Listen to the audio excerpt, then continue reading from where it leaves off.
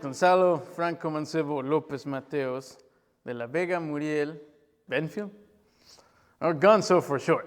My name is Bernie, short for Bernardo. I'm from Mexico City. Came here with my twin brother and my mother. Been in Red Deer ever since. Just a passionate guy, following a passionate dream. I love making swords. I love fighting. I love medieval combat. And I want, frankly, nothing else but to my life to revolve around it.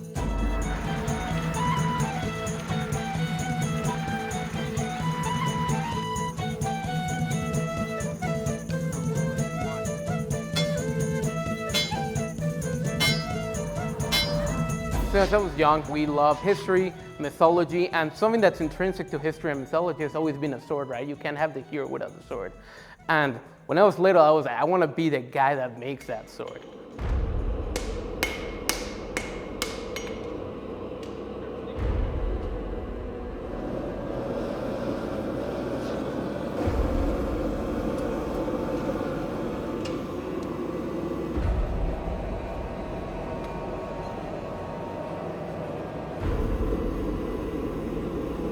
Make something, put 100% of who you are into it.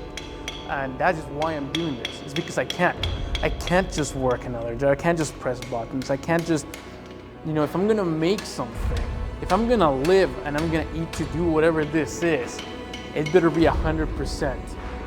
And actually that's what carries me through the whole process. The things I got in trouble for in school, the doodles I got in trouble drawing in my book, I'm now selling.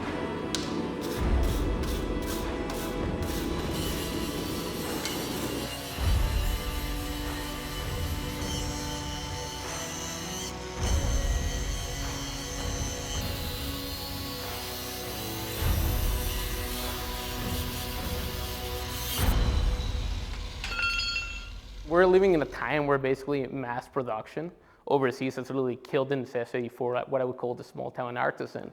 But you can't just live and sustain yourself just by doing an everyday job, I find. I think that's probably one of the reasons why we're a society where we're very depressed.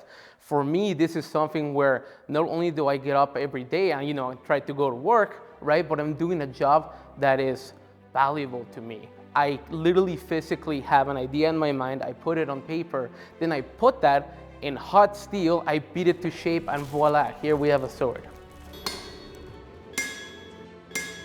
It's not just about the weaponry, it's also about the heritage and the connection with your ancestors. I am literally creating a living connection between you and the first man who ever decided to beat rough iron with a rock. Okay, hammer time. We're tapping into something, trying to reach into something that, frankly, I think this current world has forgotten. It's the ability to tap into your own creative force. And really one of the reasons why we got drawn to, metalworking, blacksmithing, specifically blade working and armor work. Take something from your mind and then transfer it and then make it real. But not just that, it's having it serve a purpose.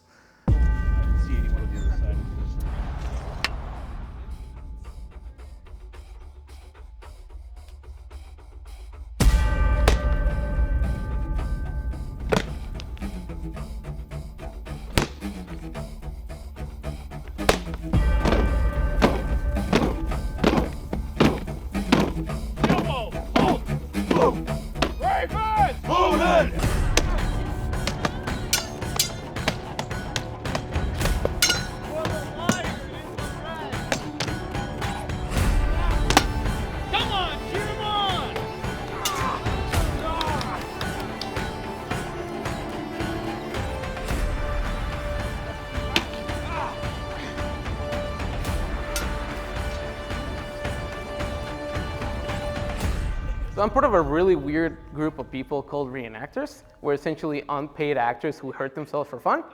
I started very early, when I was 11 years old. First reenactment group I was part of, it's a biking age group. And it's literally like every kid's dream. When you're growing up, you're like, oh, cool, king, swords and castles. And next thing you know, I walk by a park and the dudes are literally standing right there. And they invite you to join up with them, right? I get to try on the armor, you get to try on the weapons. And not only that, you get to fight with it, right?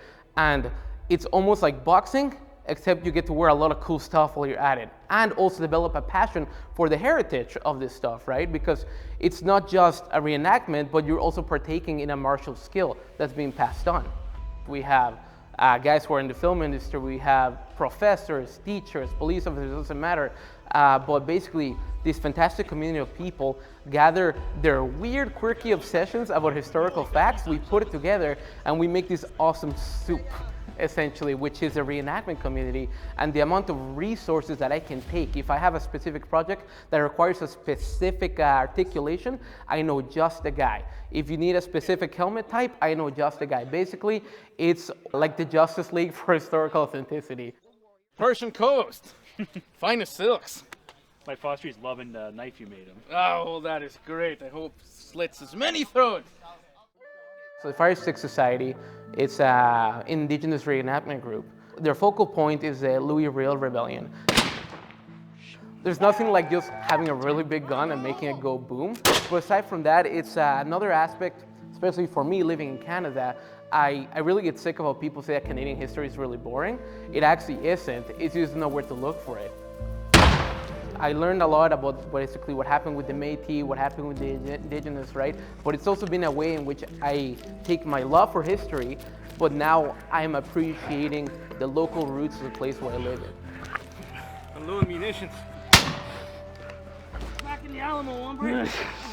Somehow, for some reason, when you're involved in one reenactment group, you will get pulled into another reenactment group, which is fantastic because I'm just developing a greater, essentially, understanding and interpretation of the cultural mosaic of the people that didn't just live 800 years ago, but 200 years ago. I always found that I really dislike the whole whitewashed corporate ideal for essentially meeting rooms. And I find like, okay, listen, if it's gonna be my shop, I'm gonna do it my way, and my way has to be epic. And so, lo and behold, we have our boardroom. This was a colossal effort between multiple peoples. And at first, I left a lot of the engineering to our friend Nicholas, but basically had the vision of following in the nature of the name of the company, which is Mount Chrome. Of course, based on the Conan franchise by Robert E. Howard. And it had to feel archaic, essentially. You had to have this ancient undertone when you walked in here, right? I wanted my clients to feel in awe when they come to pick up their product. And that's actually partially why the room is because more than you just walking into a dusty old shop and grabbing your sword there, I want you to walk into a dungeon and pick your sword up there. In our minds, we have a vision that eventually, one way or another, we're going to make it into Hollywood tier production.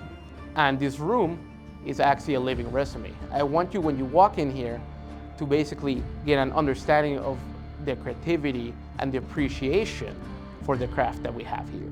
I think it's absolutely incredible what Bernie and Gonzo have undertaken to do and how well they have come along so far, and I can only see a brighter future, and I'm thrilled to be brought along for the ride. Working in movies is incredibly rewarding because you not only get to see your work featured on screen and know that it's being shown to hundreds of thousands, possibly even millions of people, but you also get to be part of something that is so much bigger than you are, and you get to share your gift with the world because you're making something that will last for generations. And there's a lot of power and positivity in being able to contribute something to the world in that way. I want to be the guy that is sitting beside you in the theater, and when you see the centerpiece of the film, I want to be the guy that told you I made that.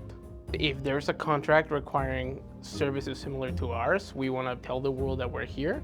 We have the skills, we have the people, and we have the drive to do it. And now I'm starting to realize that it's not just my dream anymore. A lot of people's dreams are actually hanging in the balance in this place succeeding or not. So I take that as a great responsibility and a great privilege. No comfort is worth the sacrifice of your authenticity. It's an incredible thing what you can do when you are willing to lay everything down. We're just gonna keep going.